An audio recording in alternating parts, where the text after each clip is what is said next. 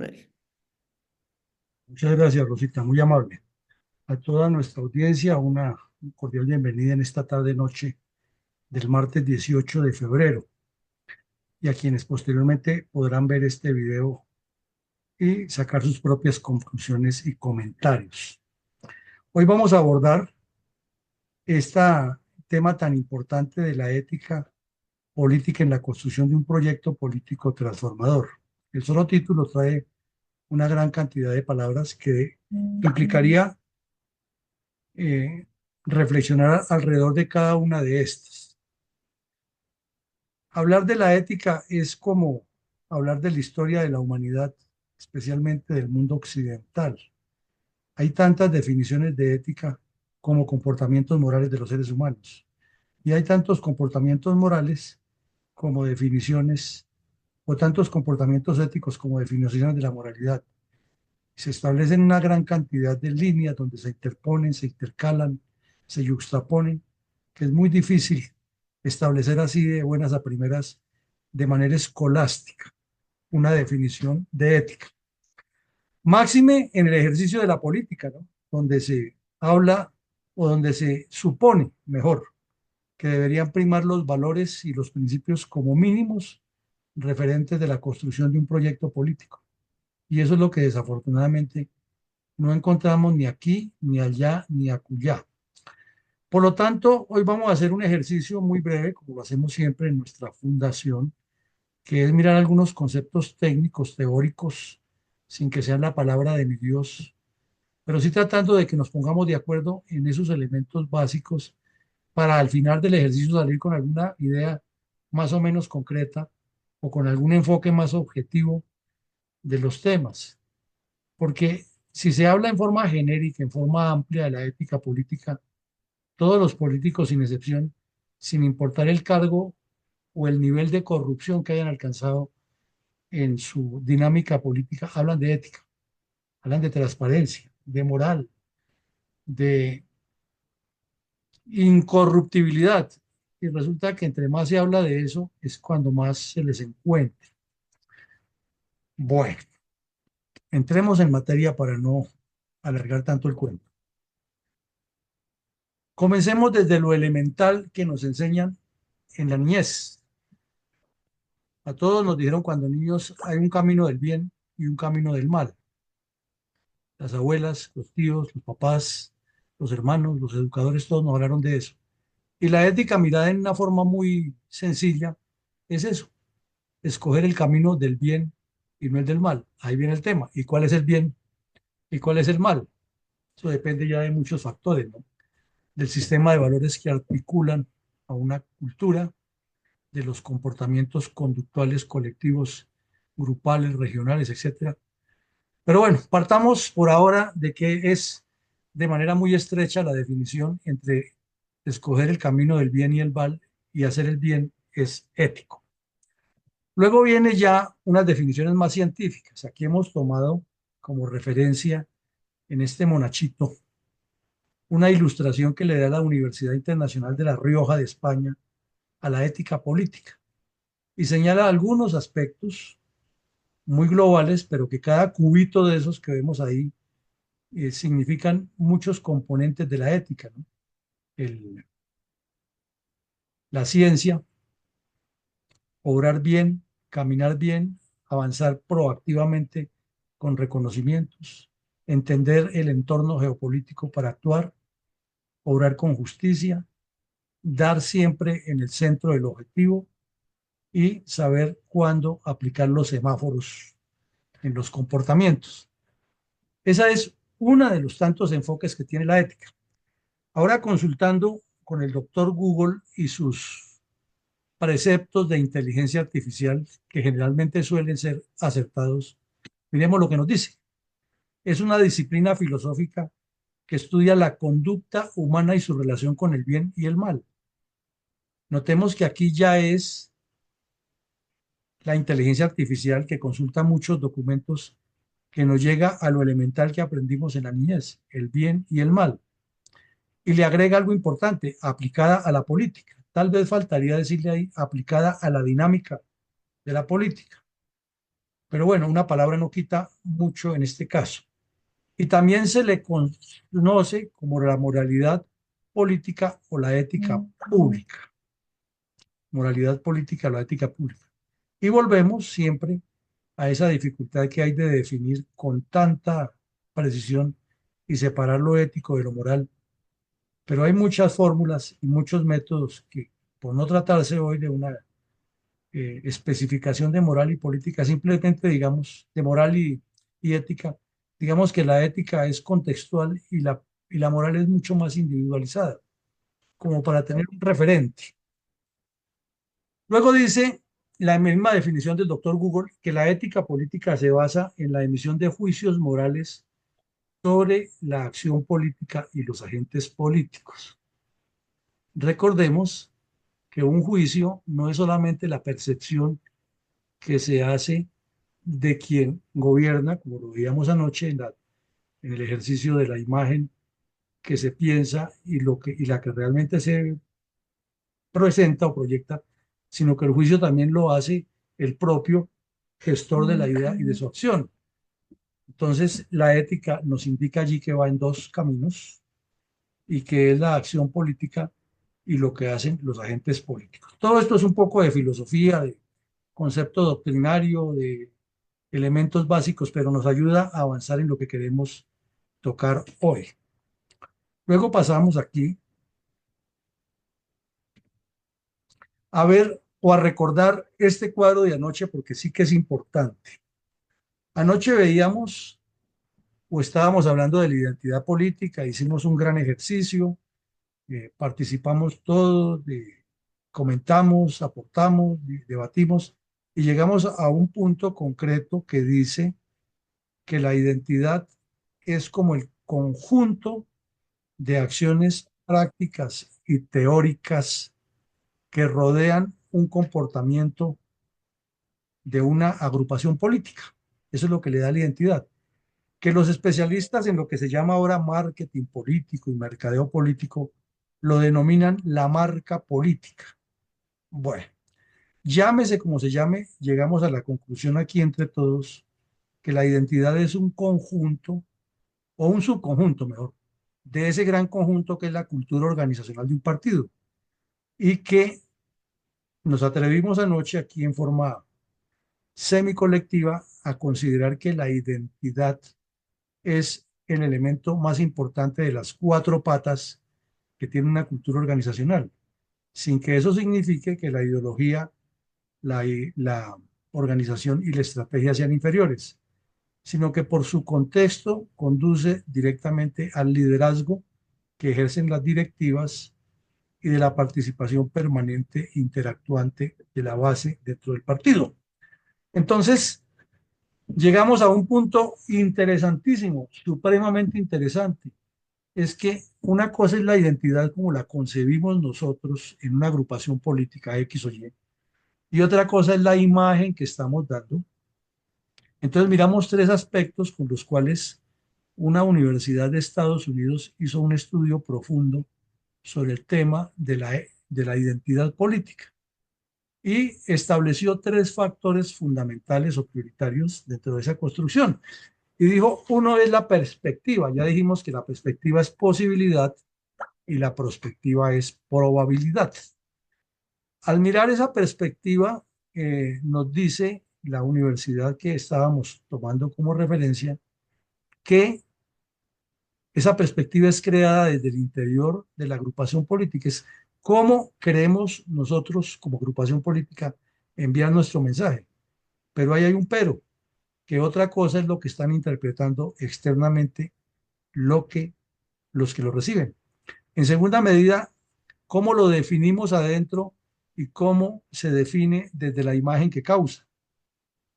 Porque suele suceder que una cosa se quiere decir y otra cosa es la que se interpreta por quienes lo reciben. Entonces se hace la definición de los dos sectores, cómo se interpreta por cada uno.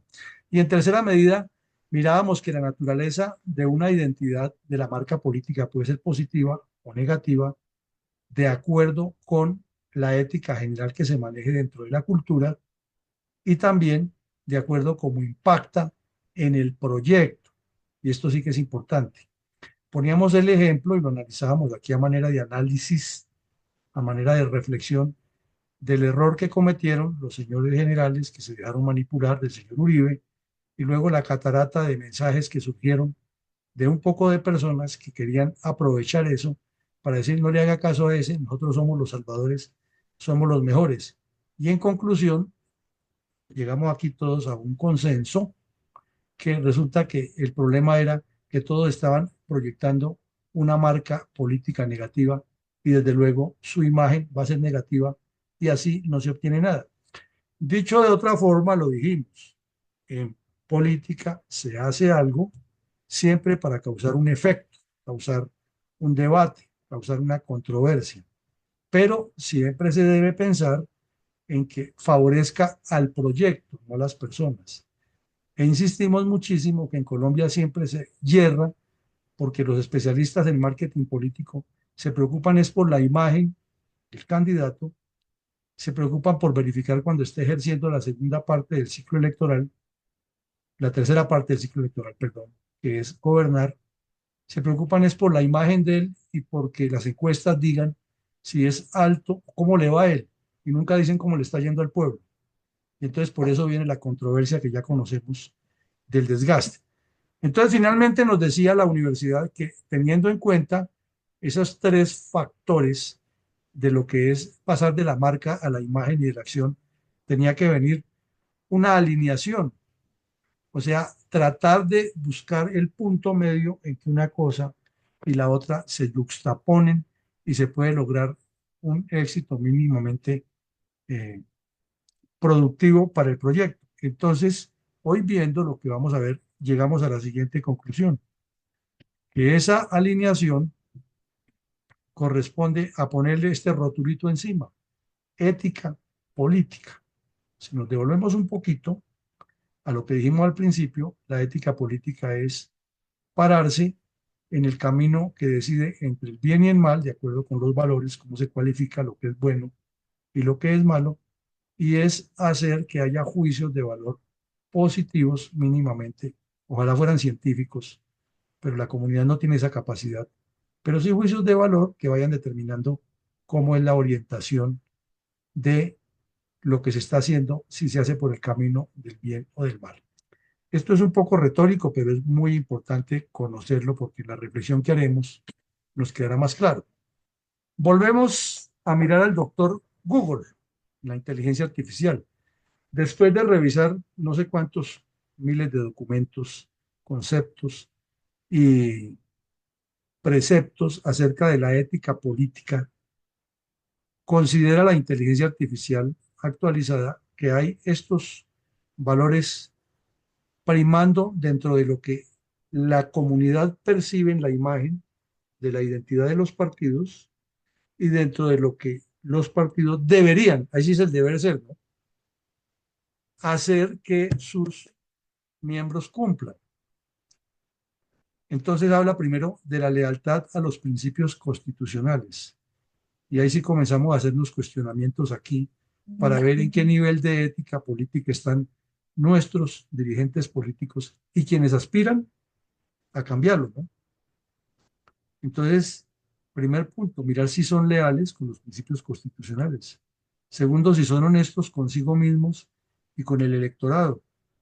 Pero pues lo común aquí es que se utilice al electorado, se le engañe, se le mienta y se le busque el voto y después cero respuesta. Y desde luego el respeto, ¿no? Si no hay honestidad ni lealtad con los principios constitucionales, ¿qué respeto puede haber por el electorado? Y más que al electorado se le suma a las personas que no lo eligieron, pero que se supone que esperan que haga un acto de gobierno correcto. Lo otro, la defensa de los bienes y el patrimonio público, sobra repetirlo porque ahí sí está el dolor de cabeza nuestro, ¿no? Parece que cada funcionario público, desde el pequeño nivel hasta el más alto, considera que no es patrimonio público, sino patrimonio personal y que de buena persona él le deja un poquitico al público, porque parecería como si se les hubiera endosado el patrimonio público para que lo roben. Lo otro, la responsabilidad. Y quisiéramos hacer hincapié en ese, porque al final le vamos a dar un poquitico de fuerza a ese punto, no porque sea el más importante, sino porque tiene unos aspectos medulares que quizás ayudan a entender mejor o a fortalecer la ética de acuerdo con los conceptos de la Universidad de La Rioja, que los hemos tomado hoy como basamento para hacer nuestra reflexión. Algo interesantísimo también es el compromiso. Y el compromiso comienza, crece, se reproduce y vuelve y se reproduce en el ciclo de la política, que ya lo hemos definido aquí en cuatro partes: preelectoral, electoral, postelectoral y reelectoral. Y consideramos que el postelectoral es la época de gobierno y de legislación donde los partidos supuestamente deberían, y debe ser, aplicar sus preceptos, sus valores, sus programas, sus ejes programáticos, que es lo que desafortunadamente no nos está sucediendo. Ese compromiso va más allá de lo medianamente o de lo eh, presentado ante el público, sino que ese compromiso es esa identidad de la que hablábamos tanto anoche, pensar que el acto individual de cada persona que tiene algún nivel de responsabilidad dentro del partido es al final la imagen que va a presentar. Entonces tomamos como mal ejemplo el actual gobierno, pero es que los anteriores no se le quedan atrás, ¿no? Desvíos descarados de dineros, robos, eh, actividades completamente anormales e inmorales o amorales, corruptelas, amiguismos, y los partidos que dicen tener ética política, dicen tenerla, pero no la tienen, haciendo componendas y procesos oscuros con quienes dicen que son sus adversarios, porque no hay un elemento ético que es el acuerdo programático. El acuerdo es para la repartija y entonces nómbreme a este para que ese tenga la potestad de contratar y todo lo que puedan robar ahí es para el grupo mío y entonces yo lo apoyo en las decisiones en el Congreso. Así de fácil. Entonces el compromiso es otra cosa, ¿no? Es el compromiso moral con el electorado, es el compromiso con los valores mismos de esa codificación, es el compromiso con el programa político, es el compromiso con la sociedad, compromiso con la Constitución, etcétera.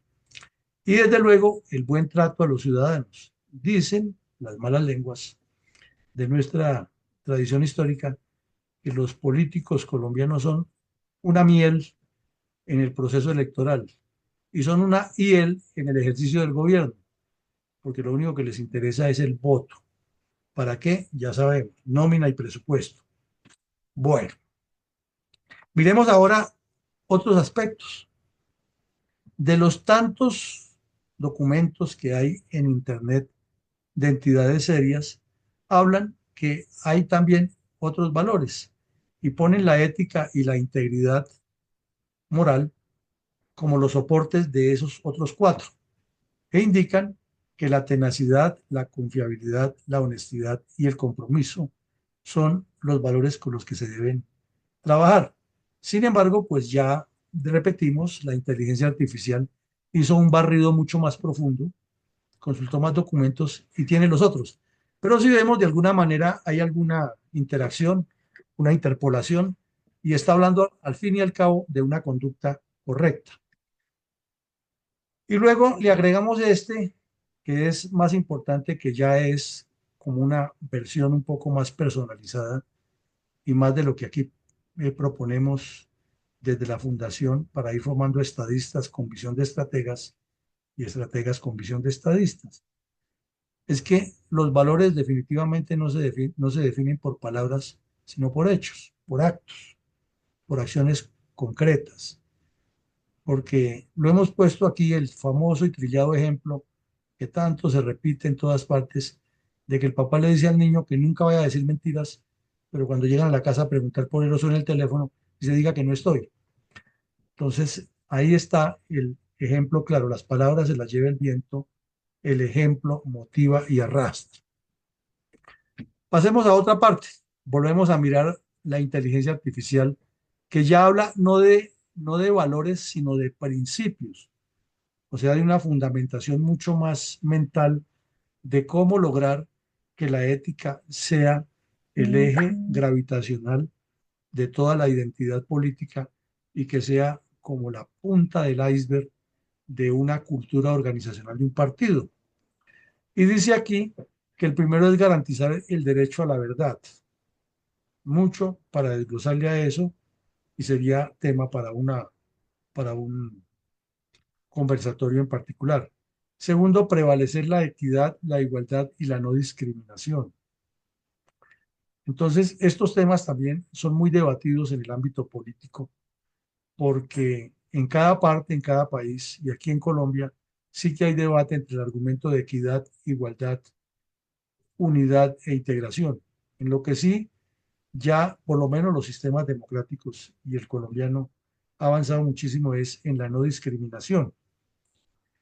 El tercer aspecto o principio que considera es que haya imparcialidad, ausencia de predisposiciones, favoritismos o prejuicios. Ahí sí tajantemente nos inclinamos porque eso es letra muerta. No hay imparcialidad en la política colombiana, ni dentro de los partidos, ni en el ejercicio de los gobiernos. Y como dentro de los partidos todo es componenda y trampa y tramoya, pues sería iluso pensar que quienes hacen eso dentro de los partidos van a ser éticos en el ejercicio del poder, porque ellos lo que saben hacer es lo mismo y ya donde tienen eh, presencia de otras agrupaciones, tienen que hacer es otro tipo de componendas y no son éticos, si lo que son es de acuerdos en la sombra, no son acuerdos programáticos, sino en la sombra y a menudo cercanos al delito. Y eso lo relacionan con la transparencia, pero qué difícil es entender lo que es transparencia, comenzando por el cumplimiento mínimo y esencial de lo que indica la norma legal en Colombia, que es la rendición de cuentas. Y la segunda parte de esa misma transparencia, que es el control interno. Resulta que los partidos también deben tener, no solo porque está la norma, sino por la ética, ahí sí es ético, es moral, es de buena costumbre, de bien, tener un control interno y eso no existe. Y si existe es de nombre, porque el control interno, desafortunadamente, en los partidos le rinde cuentas al director del partido. Y aquí los directores de partido o los dueños de partido, que podríamos llamarlo así, son tan poderosos que tienen un lápiz rojo y uno negro para decidir todo. Y ofrecen hasta como en las piñatas, como hemos visto últimamente, que les ofrecemos que se presenten regionalmente y les damos cupo dentro de las direcciones regionales. Imagínense, sin ninguna elección, sin ninguna transparencia, sin ningún cumplimiento de la normativa con la que se regula el partido, sino así de una vez, usted pertenece a tal agremiación, entra a ser parte de la junta directiva del partido, de la dirección regional o departamental o municipal del partido. De ahí para allá lo que viene es antiético, o sea, corrupción. La corrupción no es solamente robarse la plata, la corrupción es no ser ético en todos los sentidos.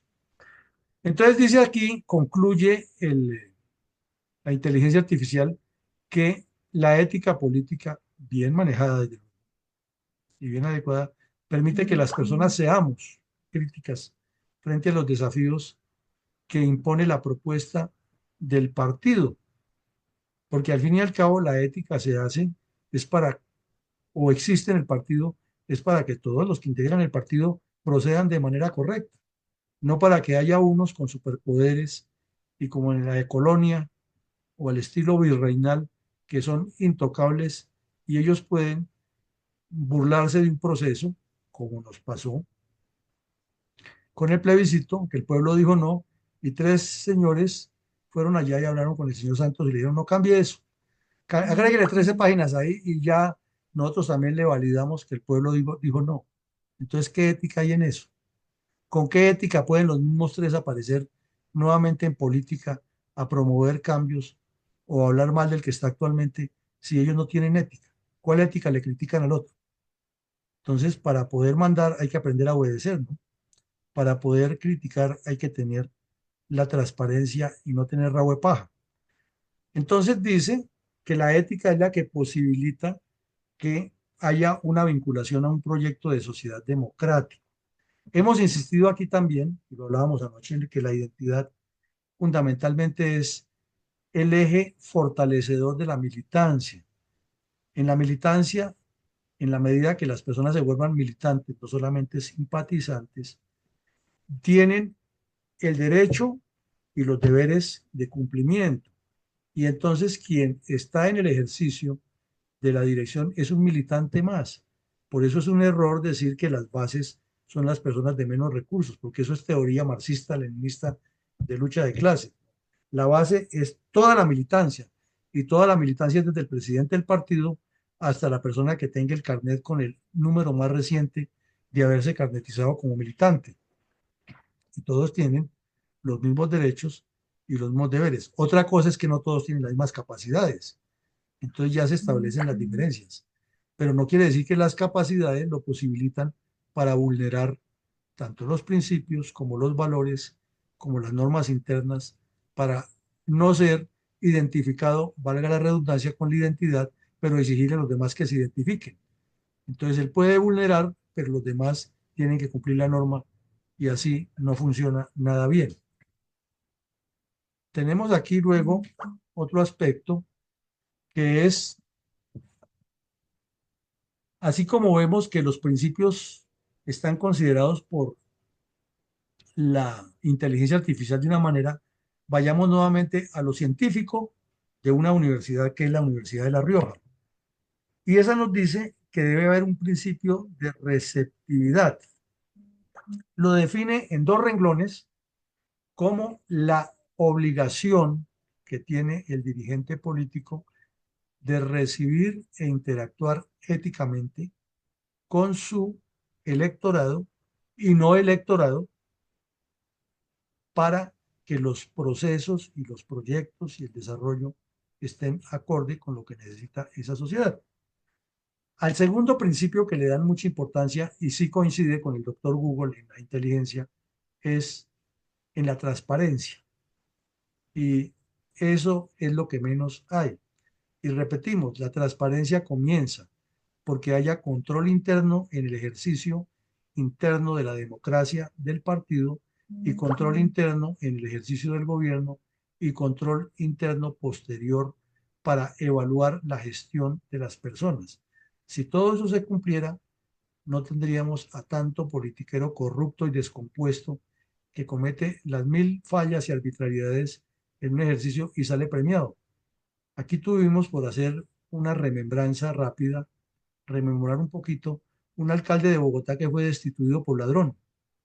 Luego salió el Estado a deberle, se lanzó al Congreso y fue el presidente del Comité de Ética del Congreso, aunque ustedes no lo crean.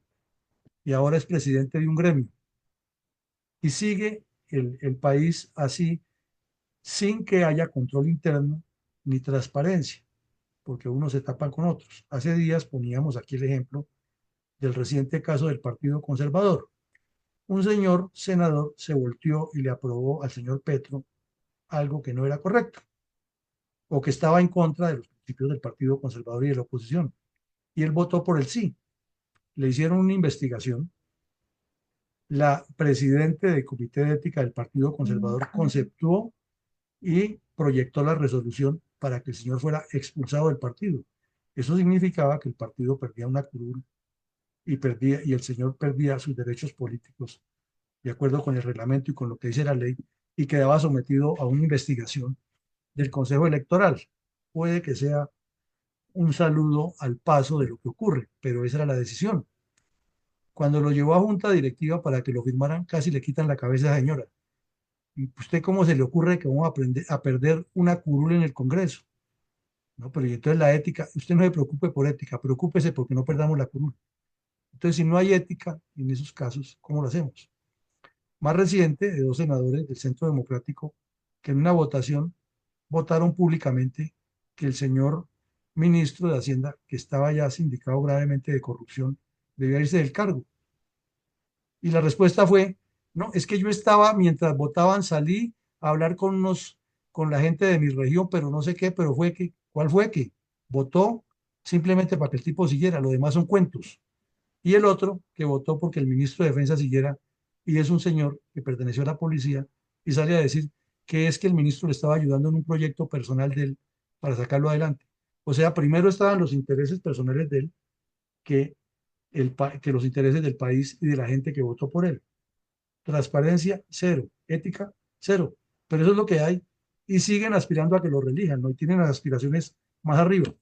Bueno, otro, el principio de dignidad, que es algo que se debe insistir muchísimo en política y que tal vez es como el entronque de la ética con el comportamiento grupal e individual, la dignidad.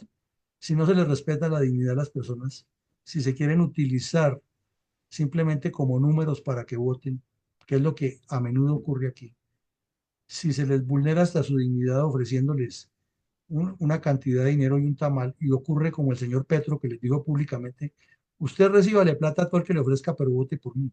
O sea, también está promoviendo la corrupción y la deshonestidad. Entonces, ¿qué dignidad tiene eso? Pero ahí lo vemos, ¿no? Aquí los que destapan un problema de algún dirigente terminan suicidados. Entonces, dignidad fundamental y lo dice una universidad muy seria como La Rioja en un estudio de las tantas cosas que le pueden hacer, pero ellos han hecho seguimientos a muchos procesos y han hecho estudios profundos y concluyen eso.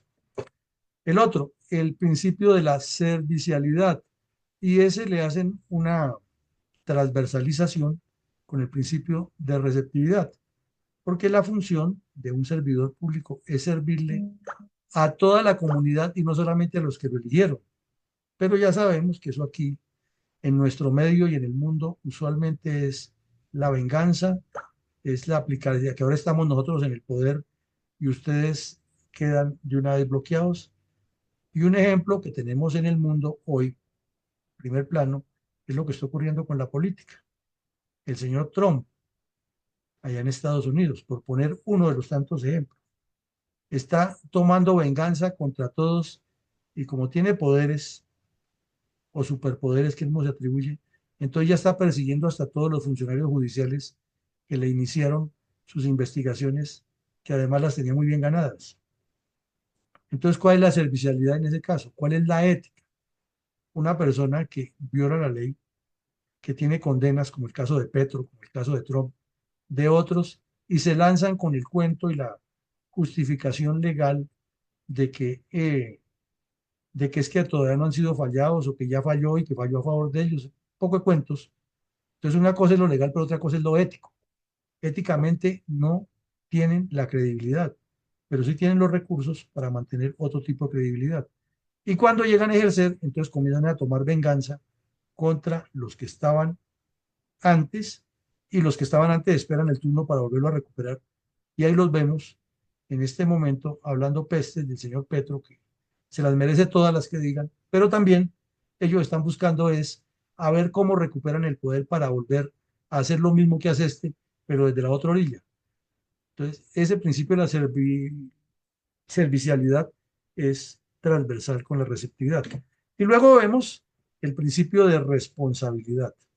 Como les decía al principio, de ese nos vamos a concentrar enseguida en tres asuntos medulares. Pero pues todos sabemos, grosso modo, lo que es ser responsable, ¿no? Ser responsable consigo mismo, con la comunidad a la que representa, con los preceptos constitucionales, con los preceptos regulatorios o normativos del partido al que pertenece, con la interacción con la sociedad, etcétera. Entonces pasemos a mirar eso. Ah, pero antes miremos este. Y que es otro principio, el sexto que considera la Universidad de La Rioja, que es el principio de los fines universales, que también tiene transversalidad con la servicialidad y con la receptividad. Porque es que cuando la persona ya está elegida o está trabajando dentro de un partido, también ocurre, no es solamente para los que votaron por él para que sea directivo regional y entonces a los que no son directivos, o perdón, a los que no votaron por él para que no sea directivo regional o nacional, entonces también les hace la jugadita y se cobra la venganza. Y si lo hace dentro del partido, imagínense cuando tenga más poder ya ejerciendo un cargo público. Entonces, la ética le implica al funcionario, al dirigente político, es que él trabaje por una comunidad, no por su nombre, ni por su goodwill, ni por la familia a la que pertenece, ni por los intereses de quienes lo ayudan a elegir, sino por los principios de fines, perdón, por los fines universales, que es un principio de la ética política conceptuado por una gran universidad que hizo un ejercicio interesante. Repetimos, ni la inteligencia artificial tiene la última palabra, ni las universidades tienen la última, pero estamos tratando de encontrar puntos de encuentro para que salgamos con alguna idea básica hoy de este conversatorio. Pasemos entonces a ver ya las razones del principio de la responsabilidad, por qué lo dejamos aparte y por qué le señalamos tres asuntos o aspectos fundamentales que nos identifica la Universidad de La Rioja dentro de ese contexto de la ética política, cómo la responsabilidad es esencial en la ética política. A menudo se cree, como nos lo presenta este gráfico, que el líder político es ese, el que abre sus manos y teje unas redes y con esas redes manipula, maneja y mueve con un dedo o con cualquiera de los 10 dedos a todo ese conglomerado. Eso es lo que se cree, así se interpreta, la mala costumbre nos lo ha hecho pensar así. Pero ahora miremos lo que nos dice la Universidad de La Rioja al respecto y veremos que hay una diferencia esencial y fundamental. Primero, la responsabilidad política es responder por todos los compromisos y solicitudes. Ahí dan una larga explicación, resumámosla en que si la persona se comprometió en un plan de gobierno, es porque no es una idea personal de él, sino porque es un proyecto o un programa que corresponde a un partido. Entonces debe responder tanto ante el partido por lo que hizo o lo que dejó de hacer, como ante la comunidad por lo que hizo y lo que dejó de hacer. Entonces, si no cumplió y salió mal ejecutante, pues el mismo partido tiene que castigarlo y en la próxima elección no lo presenta como candidato.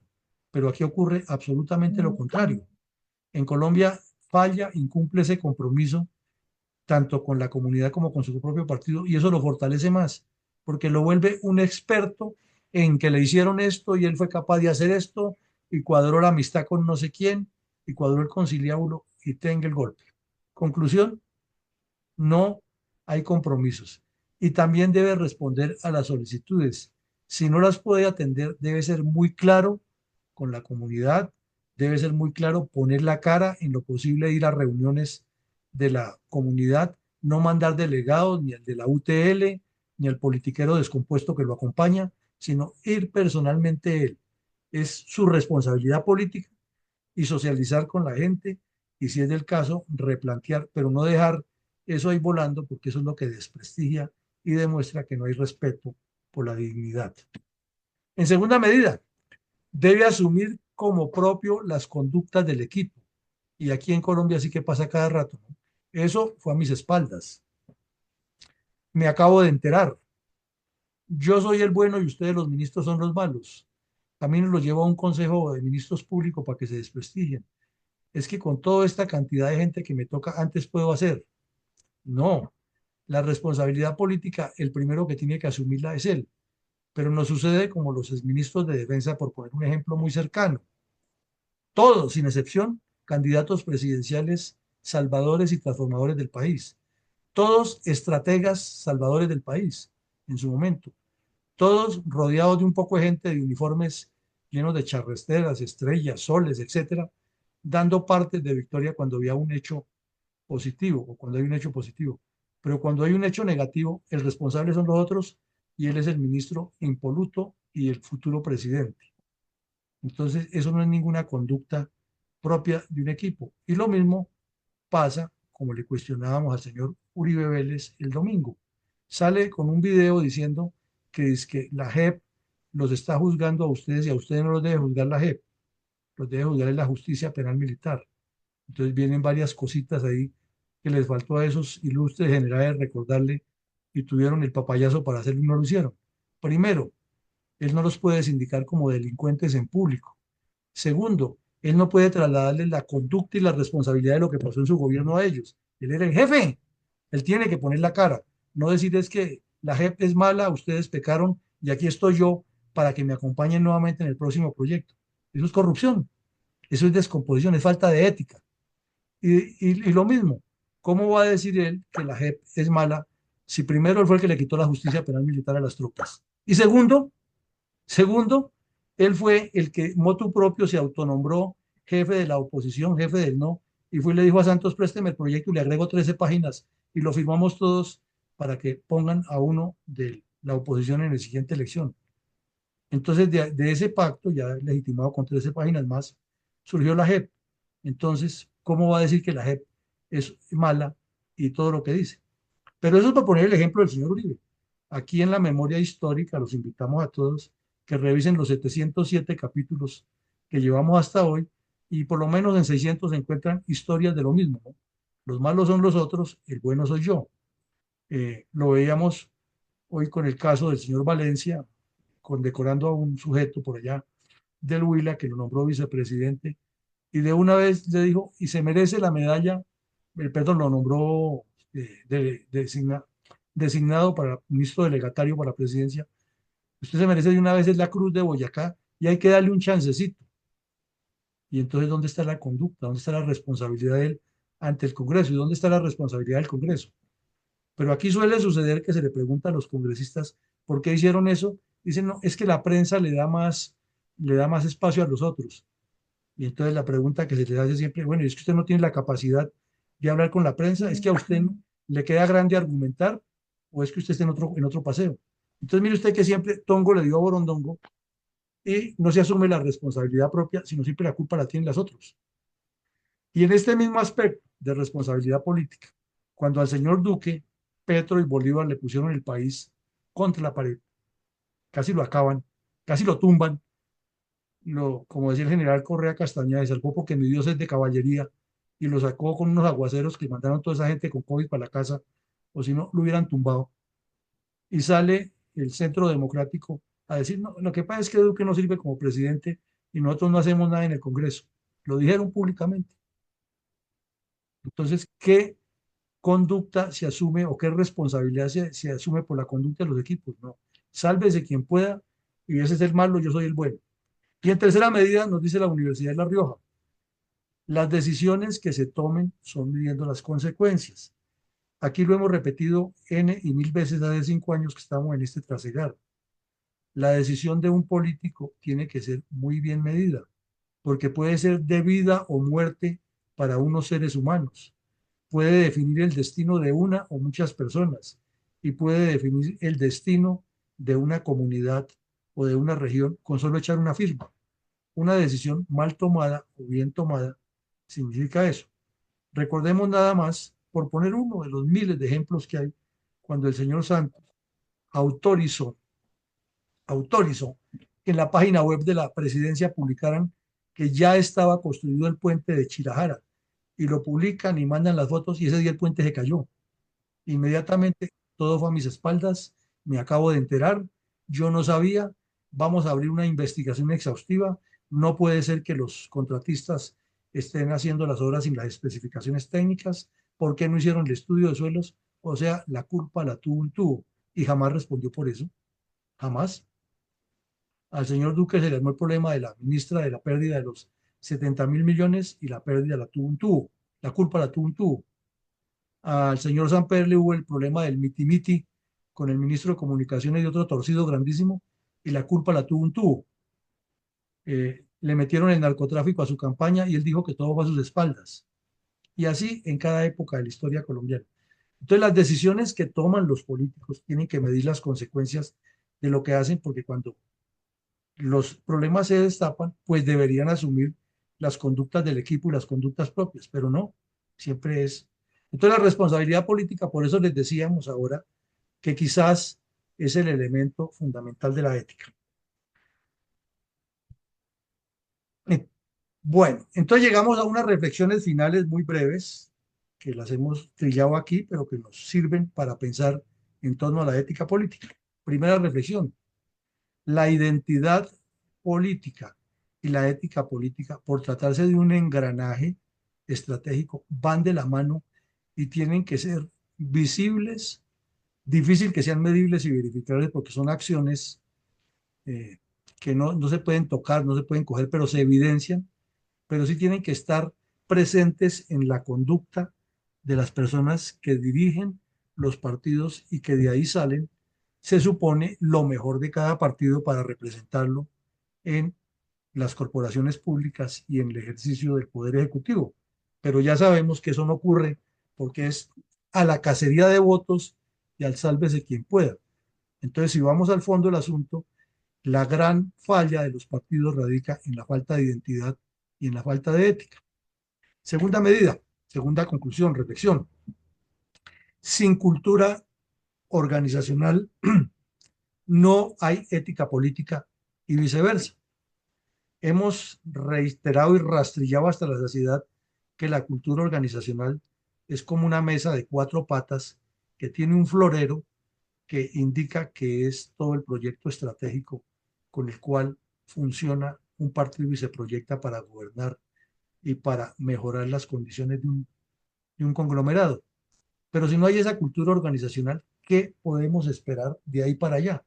Y si no hay cultura organizacional, pues no hay ética, porque lo ético es que haya cultura organizacional, que todo funcione alrededor de los reglamentos y que todo funcione alrededor de la organización. Y viceversa, sin ética tampoco hay cultura organizacional, porque pueden montar una cultura organizacional, pero no tienen ética. Entonces miren ustedes lo profundo, pero a la vez lo sencillo que es esto, que tenemos que trabajarle muchísimo como colombianos y en lugar de esas charlas que se nos vuelven es que mire la habilidad de Petro, porque seguramente ustedes escuchan a la mujer más informada de Colombia por la mañana y nos sale con unas vainas que uno dice, no, pero eso no es información, no es chismes, que es que para Petro si gana este y coloca este, entonces se cuadra con esta, eso es politiquería, es culto a la corrupción, pero cuando nos habla de los proyectos estratégicos del país, cuando nos habla de las éticas de los partidos, no, eso lo más fácil es hablar de las componendas y cuestionar. No tengo nada contra la señora periodista, al contrario, la admiro mucho, pero estoy poniendo un ejemplo claro. ¿Qué ética o qué cultura organizacional le analizan a los partidos o qué ética? Pues da la sensación que ni los comunicadores conocen eso, ni la ciudadanía lo conoce, y entonces estamos opinando de lo que no conocemos y por eso nos dedicamos a la superficialidad, a lo que se ve así por encima y por debajo en las aguas van corriendo cosas más graves. Bueno, tercero, la educación debe ser continuada y permanente en un partido político y la ética debe ser uno de sus aspectos. Aquí hemos visto y hemos insistido que hay que jalarle a la inteligencia artificial, al conocimiento de la Constitución, al conocimiento de la administración pública, a los proyectos agroindustriales, al desarrollo vial, a los proyectos turísticos. Todo eso tiene que estar un partido hirviendo permanentemente en la escuela de educación continuada, pero también a la ética, porque es que a eso no le pone cuidado a nadie. Entonces, ¿qué sacamos con unos genios que tienen el coeficiente intelectual de Einstein y la capacidad mental de haber sido los primeros puestos en todos los cursos eh, y llegan a presidentes y lo primero que resaltan eso, que desde niños fueron los mejores estudiantes, pero sin ética son unos bandidos que van a torcer y a utilizar esa inteligencia perversamente contra el país? En cuarta medida, se oye a menudo, y esto viene desde épocas, dijéramos, centenarias en la historia política de Colombia, el cuento de la unidad política. Revisen los escritos de 1850, 40. Es que el Partido Liberal se dividió en gólgotas y draconianos y para la próxima elección el líder del partido, que es José Hilario López, va a propender por la unidad política del partido. Y luego el Partido Conservador se abrió también en dos, entonces era la unidad política del conservatismo. Y apareció otro que era más audaz, Rafael Núñez, y hablaba de la unidad política nacional, alrededor de él, claro. Y lo logró, porque ese era más trapacero que Roy Barreras y Benedetti juntos.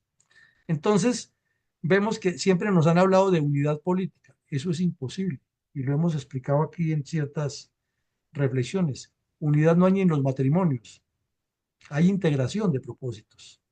Hay integración de deseos, hay integración de planes, de proyectos. Por eso, en la política no hay que hablar de unidad, sino de la integración y de los acuerdos programáticos sobre un programa de partido, un programa de desarrollo. Pero pues obviamente sabemos que lo que buscan es la repartición de puestos para lo que ya dijimos. Usted me deja a mí este ministerio y entonces el ministro hace todos los contratos con mis amiguis y entonces en ese gobierno hay participación, pero ya sabemos qué clase de participación. Entonces lo que hay que hacer es una integración ética y si se trabaja mucho esto, porque eso está muy en pañales, probablemente en un buen trecho le daremos algún cambio. En cuarta medida, no es el cambio, ese es el otro cuento que hemos tenido aquí en la historia de Colombia, es que ahora sí llegó el gobierno del cambio. Esto que dice Petro del cambio, ese ha sido cuento barato de todos los gobernantes. Estudiemos los análisis de sociología política que hizo el profesor Santa en la Universidad Nacional y verá que en los años 60 nos decía lo mismo. No hablemos de cambios, porque es que los cambios es como invitación a la autocracia, al radicalismo, a las soluciones de facto, de fuerza, de imposiciones. No, la transformación es precisamente la participación en gobernanza de la comunidad. ¿Y por qué no ir a la comunidad? ¿Por qué no montar los proyectos de la comunidad para que las cosas funcionen más? No, porque si ya de por medio está el contrato con el Amiguis y ya sabemos lo que pasa. Entonces, no es cambio, sino transformación. Es un precepto ético, ser correcto. Y finalmente, le agregamos aquí, el liderazgo político es entre tantas definiciones que se le pueden dar y tantos estudios y análisis y lo que nos busque el doctor Google y lo que nos dé la inteligencia artificial y universidades y expertos, dijéramos que el liderazgo político debe ser ante todo ético. No hay nada que arrastre más que el buen ejemplo. No hay nada que genere más credibilidad que quien da buen ejemplo. Pero quien da mal ejemplo no puede arrastrar. Ese incita por naturaleza al delito y a la corrupción. Tiene que ser prospectivo, mirar más allá de la nariz, mirar probabilidades, tener el sentido de interpretar el mapa que tiene al frente. Y debe ser un buen administrador de recursos. Pregunta del millón para reflexionar entre todos aquí, no para contestarla, sino para que nos echemos un, un desvarío de 80 candidatos presidenciales que han aparecido, algunos conocidos, otros no tan conocidos, reúnen mínimamente esas tres condiciones, son éticos, son prospectivos y tienen la capacidad de administrar la cosa pública, o lo que tenemos es un poco de vividores que vieron la oportunidad y como que la calentura de pandemia nos quedó en la cabeza. Oiga, y si Pastrana fue presidente, ¿por qué no yo? Dijo Noemí Sanín. Eh, si Petro es presidente, cualquiera puede ser presidente, dice la mayoría, y así sucesivamente. Entonces, con estas pocas reflexiones, mi coronel Alarcón, le pido el favor que le dé la palabra por 2, 3 minutos a nuestros asistentes para que opinen respecto a cuál de estos aspectos considera el más esencial para comenzar a meterle la mano a la organización política en Colombia, porque de lo contrario, en el 26, como lo decíamos esta mañana en un audio, el cretinismo de los que dicen estar en oposición del que está de turno va a ser peor y seguiremos chapoteando en aguas negras. Adelante, mi coronel. Buenas noches para los que no he podido saludar en esta tarde-noche de hoy. Vamos entonces con la respuesta a la pregunta acerca de estas reflexiones en la escogencia que uno puede hacer y la explicación de la misma. Y tenemos ya la mano levantada de Rosalía. Adelante, por favor, Rosita. Gracias. Considero que probablemente la mejor descripción, la mejor definición que puede tener la ética para todos los aspectos de la vida y por supuesto desde muy temprano en la formación de los niños corresponde a la capacidad que podamos adquirir para hacer una clarísima distinción entre lo que es el bien y el mal, lo correcto y lo incorrecto, y practicarlo sin la menor duda y midiendo, por supuesto, las consecuencias tremendas que la ley universal de causa y efecto nos va a manifestar cuando no somos capaces de hacer esa clarísima definición. Muchas gracias. Muchas gracias, Rosita. Adelante, por favor, Sonia Rodríguez. Tiene la palabra.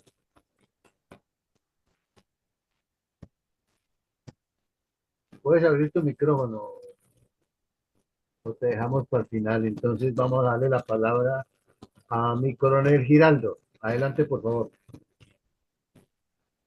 Disculpe, llegué 15 minutos tarde y no sé exactamente cuál es la pregunta. Estuve presente en toda la exposición de Luis Alberto, es 15 minutos tarde, pero no sé la pregunta. ¿Sería tan amable de repetírmela y dejarme más adelante, por favor?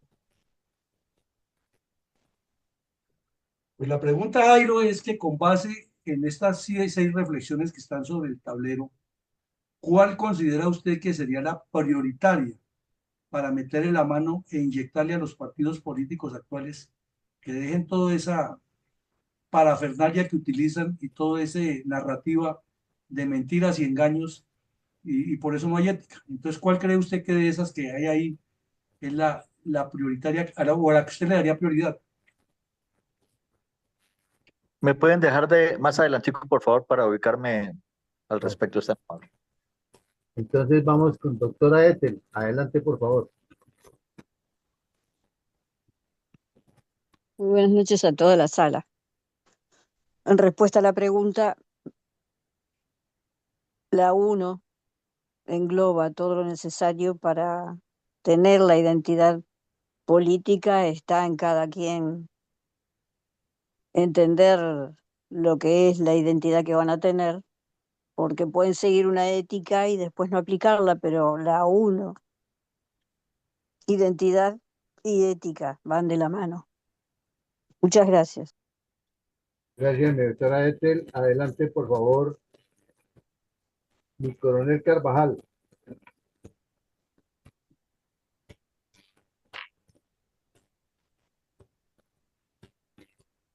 Mientras tanto, que soluciona su problema mi coronel Carvajal, mi coronel Pachón.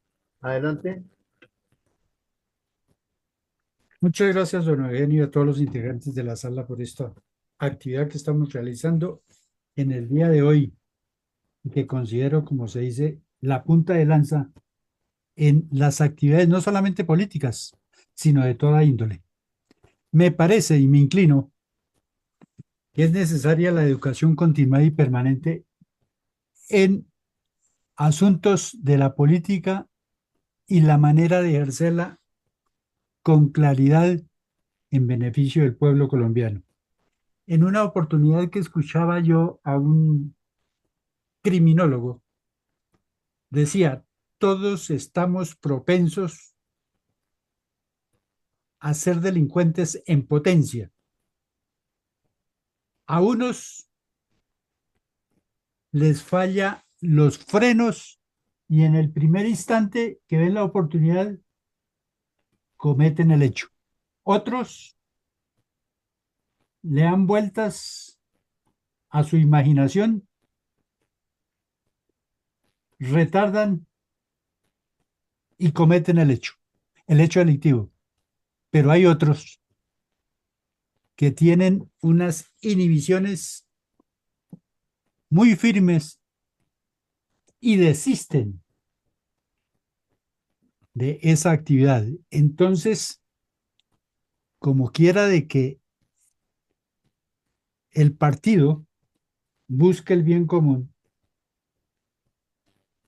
entonces es necesario estar en forma permanente y continuada recordando los aspectos generales de lo que significa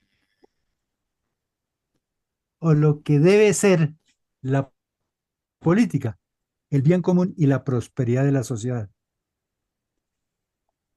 Y siempre acompañado o recordando los problemas en que se puede involucrar una persona por ambición, por descuido, por malas costumbres, por malas compañías, etcétera. Entonces me inclino exclusiva, no exclusivamente, sino que es una de las que debemos tener en cuenta, la educación continuada permanente con ética. Gracias.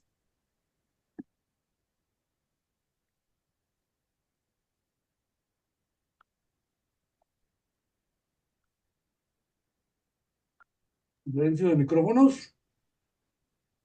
A los de red, perdón, qué pena. Vamos entonces con mi coronel Iván González. Gracias, mi coronel. Buenas noches para todos. Pues recordando lo que estudiamos ayer sobre identidad y ligándolo hoy con la ética política, veo que todo está en un equilibrio. La sabiduría del ser humano está en equilibrio, pero de muchas cosas, y que cada una son muy profundas. Creo que en los 3 minutos puedo hacer un recuento a toda velocidad. Entonces, el equilibrio entre el bien y el mal, la verdad y la mentira.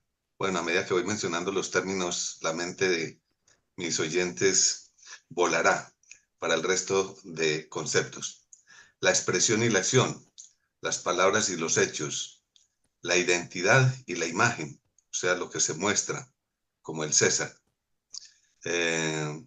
y la lealtad y la deslealtad, la honestidad y el respeto, la defensa del bien privado y el público, el compromiso de responsabilidad, presunción de la inocencia y de la culpa, sobre la intención y la ignorancia en nuestros malas intenciones, la palabra y los hechos, la adhesión a la verdad, la equidad y la igualdad, la sensatez y la lógica, la objetividad y la subjetividad, la imparcialidad y la parcialidad, la neutralidad y el sesgo, el pensamiento y la palabra, la receptividad y el rechazo, o la transparencia y el ocultamiento, la utilidad y la soberbia, la dignidad y la inmoralidad, el servicio o la insolidaridad, la vocación y la utilidad.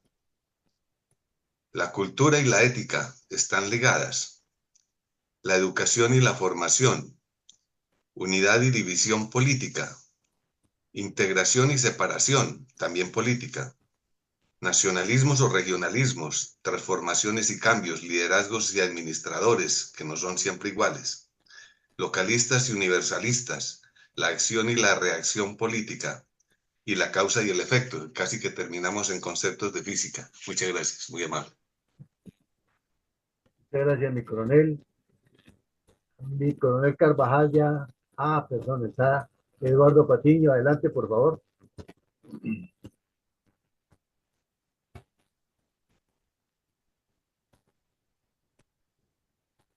Abra su micrófono, Eduardo, lo tienes cerrado.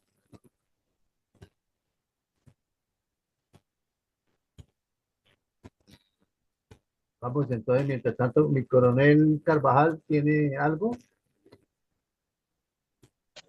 Gracias, buenas noches. Cedo el turno, por favor. Bueno, ahora sí, entonces, Eduardo Patiño, adelante, por favor.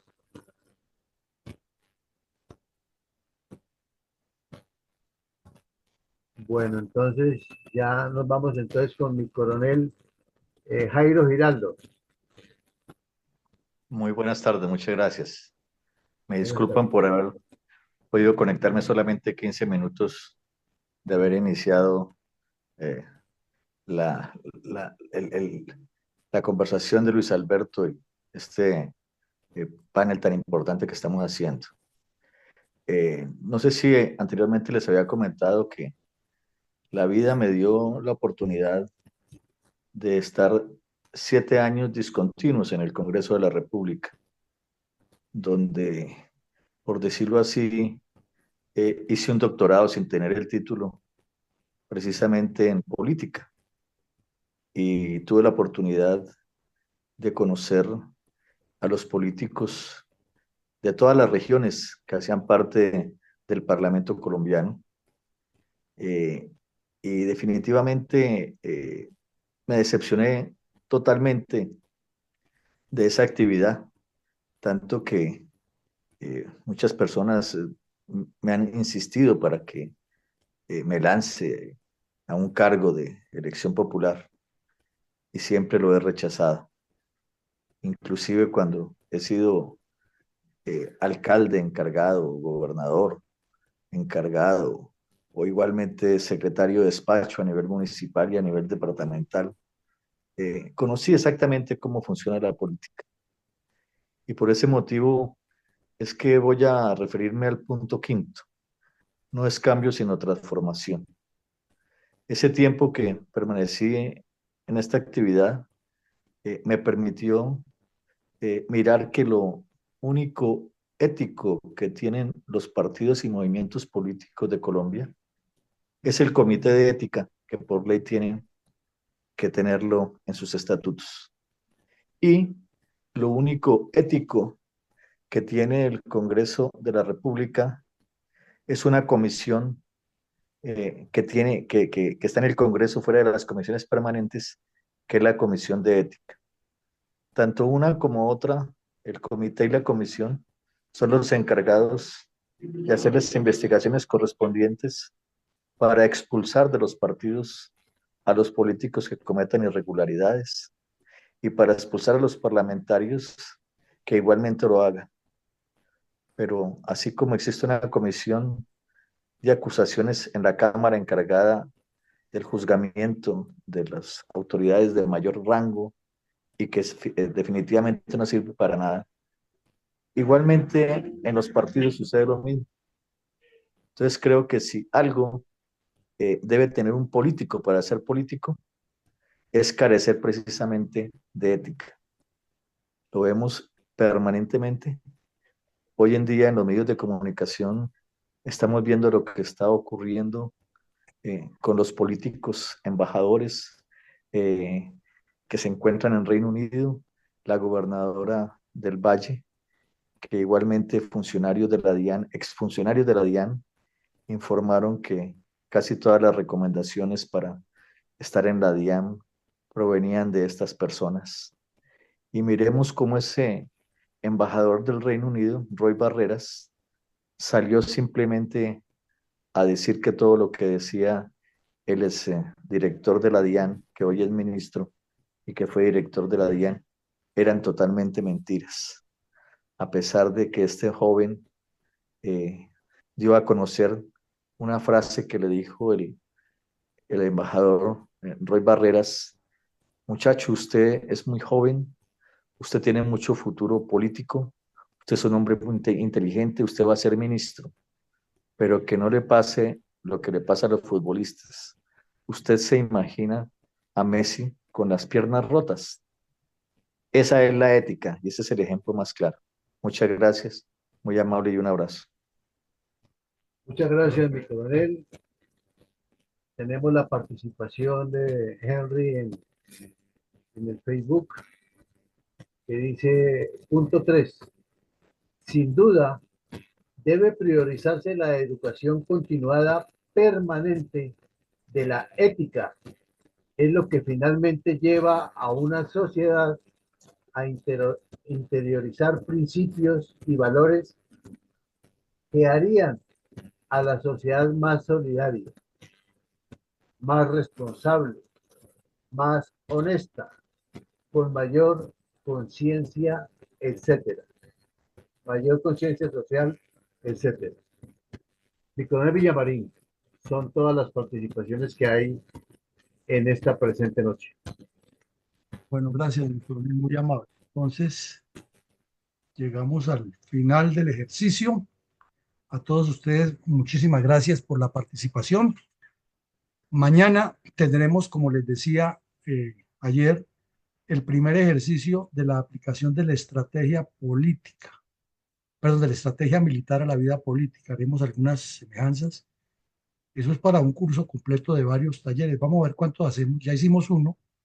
Los videos están en la red, pero los volvemos a reintegrar. Entonces, hagamos un ejercicio un poco de recorder y de lo que hicimos para tratar de afianzar conocimiento. El título del taller de hoy, el objetivo que buscábamos era ver la importancia de la ética política en la construcción de un proyecto transformador. Insistimos que la política debe ser transformadora, no de cambios. Eso de cambios es como cuando sale un futbolista y entra otro a la cancha. Transformador es cuando el equipo cambia el esquema y mejora todo lo que hizo mal y por eso gana o el partido o termine perderlo. Bueno, comenzamos por ver tres criterios muy generales de lo que es algunos conceptos de la ética política.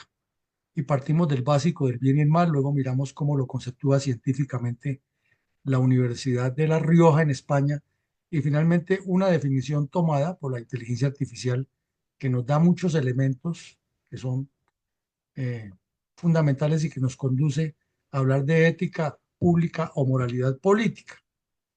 Luego pasamos a ver el resumen de los tres aspectos de, que considera también una universidad de Estados Unidos, ya no es La Rioja, acerca de la diferencia o de la yuxtaposición que debe establecerse entre la identidad o marca política, como lo llaman los especialistas en marketing político, con la imagen que se proyecta.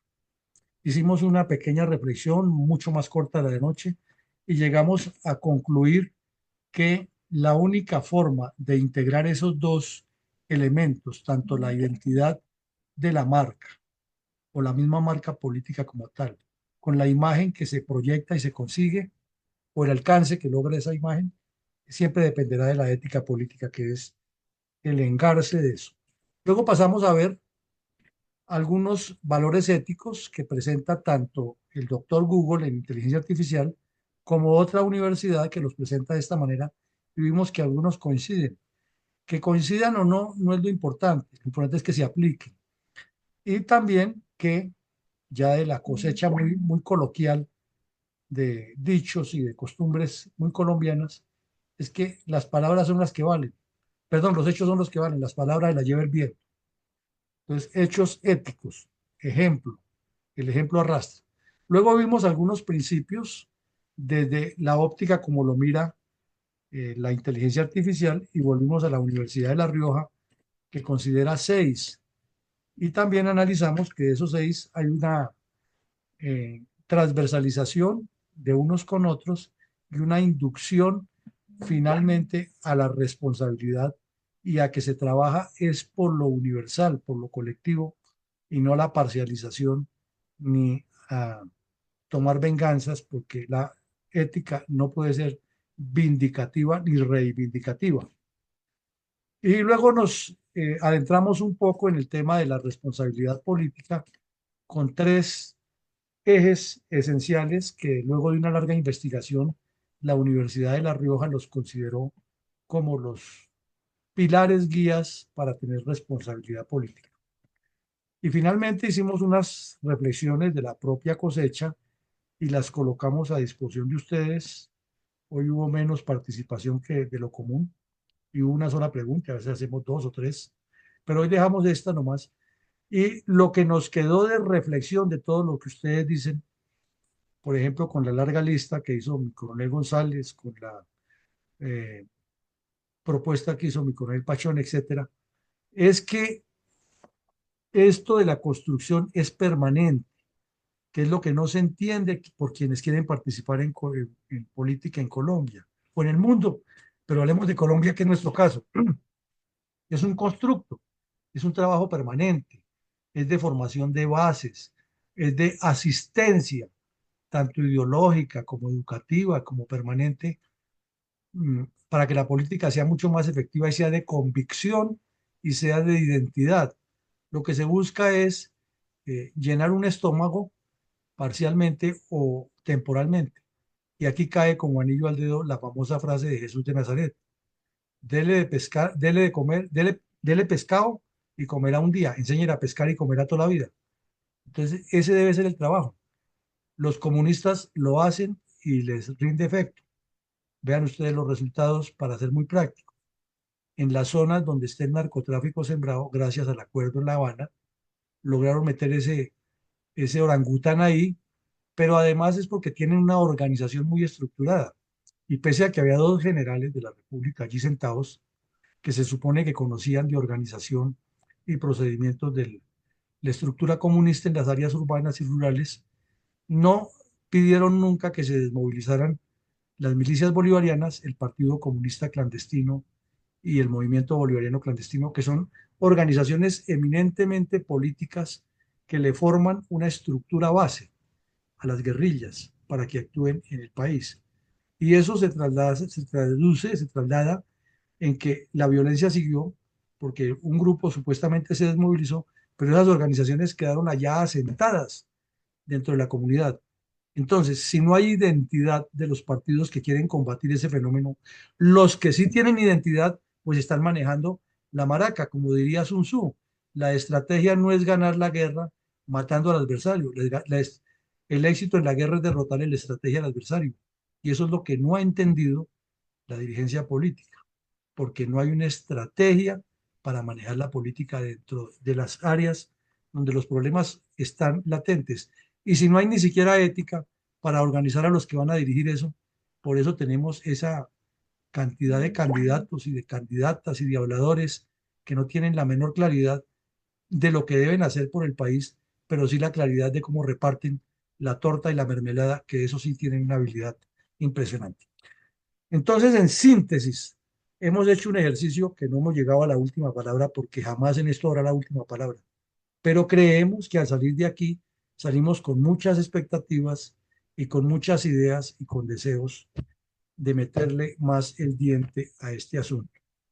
A todos ustedes los invitamos mañana a continuar con nuestras actividades por la mañana, con la histórica por la noche, con el tema de la estrategia aplicada a la política.